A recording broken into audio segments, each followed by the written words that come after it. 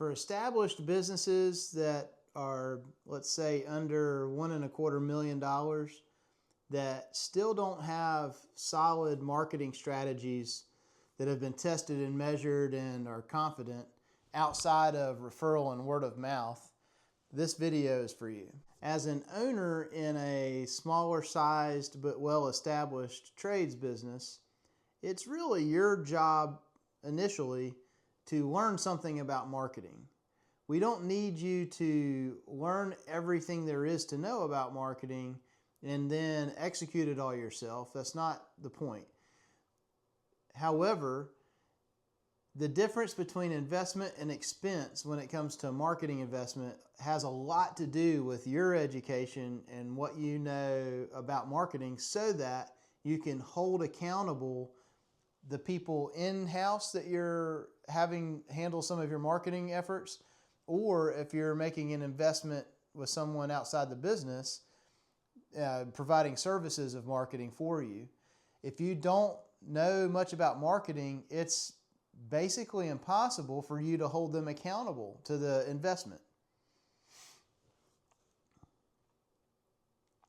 So I just want to share a couple of foundational ideas so that you can begin to know more about this.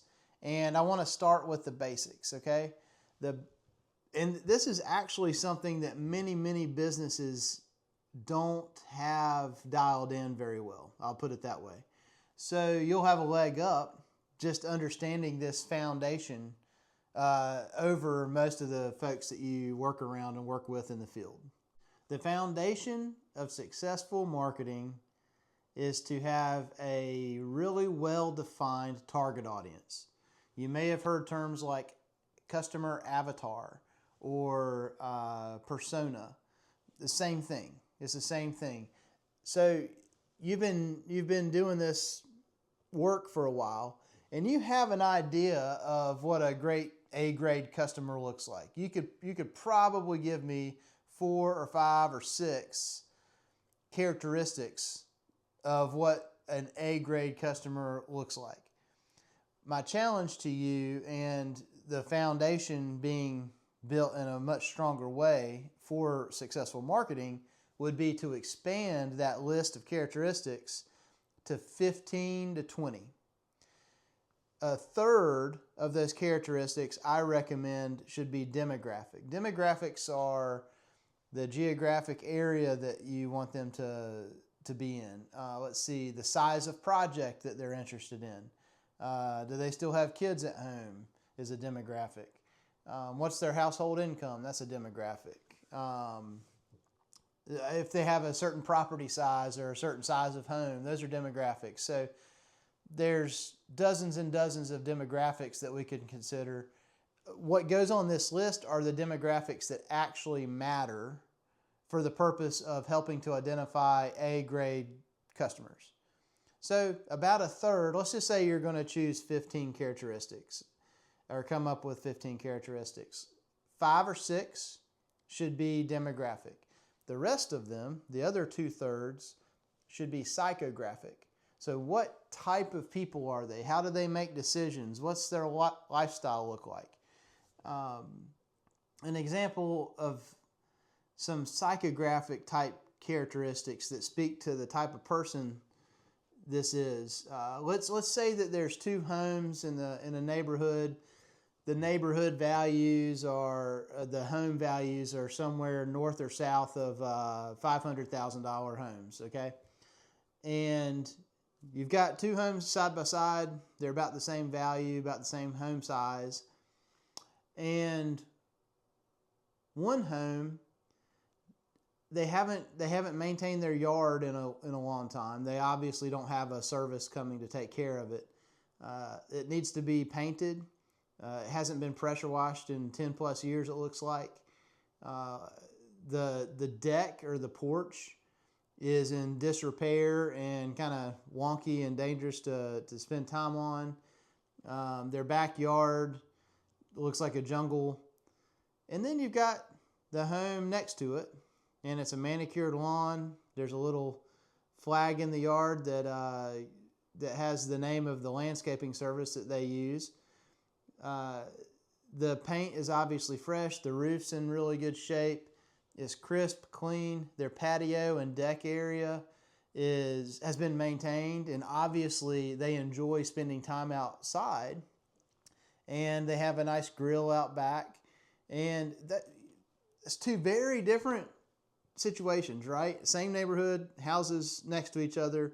You drive down the street, you'll be able to see this in your neighborhood maybe as well, you know. So those two families have different consumer behavior, right? They have different ways of valuing those types of services and maintenance and these types of things. So if you're looking for, let's say that you have a business that does customized kind of mid to high end decks and porches and closed in porches on homes, like additions and that type of thing. Which of those two homeowners is more likely to be interested in what you've got to say when you get in front of them? Obviously, the one who cares more about being outside and cares about the aesthetic and the usability and the comfort of their outdoor space, right? So that speaks to the type of customer that would be closer to my A grade definition versus the other home, which would be a B, a C, or a D when we go to grade the prospective customers that we could choose to talk to. So psychographic characteristics might be visible. It might be behavioral, right? So when I'm having a conversation about the closed-in screen porch that they want us to build for them, are they open to learn from me as a salesperson? Are they open to my ideas? Are they cutting me off as I'm talking and they know everything already and they just don't want to hear what I have to say and they just want a number? What else would be a good clue? If it's a husband and wife, and one or the other, because it can go both ways, is dominant and kind of shushing the other one, that's a weird situation to be in, right? We want everybody to be on board and everybody to be heard in that situation. So that says something about their behavior and their communication style. If they don't communicate any better than that between the two of them, what do you think the communication with you as a builder is going to be, right? Or as a tradesperson? It's not going to be good. You know, it's going to be strained. You know, we want them to pay on time and to be confident in the pricing that you've quoted them and the value they're getting for that. You know, these are behavioral and psychometric type characteristics, psychographic type characteristics. So back to the 15, 5 demographic, 10 or so are psychographic. Once we've got this list of 15 characteristics, this gives us a lot of clues to help us understand where this specific person's attention lies. The person who checks all the boxes these 15 boxes, where is their attention? When is their attention there? And why is their attention there? For instance, if one of the demographics is that they've got kids in the home that are in middle or elementary school and their kids are into sports, well, the sporting events might be something interesting to consider having a presence at. You know, setting up a table or, you know, getting a banner, you know, to support the school. You know, there's 1,000 different ways to approach this. I'd also like to share a little bit about how overwhelming it can be to decide between different options. That's another reason this list of 15 characteristics is so important. So 80% of marketing doesn't work for you, which also means that 20% of marketing works for you. How do you find and uncover the 20%? That's the question. So if we've got a bullseye target, which represents 100% of the opportunities we've got out there for marketing, wouldn't it be great if we could eliminate 60 or 70% of that target and only focus on the 30 to 40% that's close to the boat, that's obviously a pretty good idea to get right into the attention span of our A-grade customer? That's what's at stake. Are we going to test and measure starting with 100%? Or can we eliminate half or more of those options? The way that we eliminate those options and have more clarity on what will work best is come up with this list. So a lot of times, I'll give you an example. There's a client that I work with that when I first started working with them about 4 years ago, they were investing $50,000 to $60,000 a year in television advertising. It might be a good idea, it might not be a good idea. I wasn't there to judge, but I was there to learn about that because that is a significant investment, right? So I asked the owner to come up with this list of characteristics.